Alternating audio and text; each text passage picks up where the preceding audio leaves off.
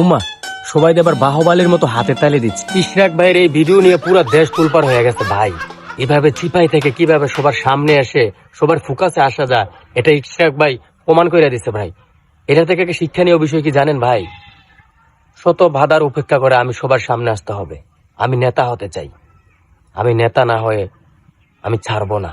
আমি জোর করে জনগণের সেবা করতে চাই। ইশরাক ভাই তাই আবারও প্রমাণ করলেন।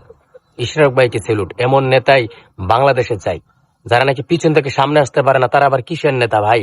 ইশরাক ভাই সেরা নেতা। পিছন থেকে দেখছেন কেমনে ধাক্কাইয়া বডি বিল্ডারের মতন সামনে এসে হাসি দিয়া লাইছি, সাথে সাথে মুখের রিয়াকশন চেঞ্জ। কি রাজনৈতিক আচরণ চিন্তা করতে পারছেন? ধন্যবাদ ইশরাক ভাই, আপনাকে ধন্যবাদ। আপনাকে সেলুট জানাই ভাই, সেলুট।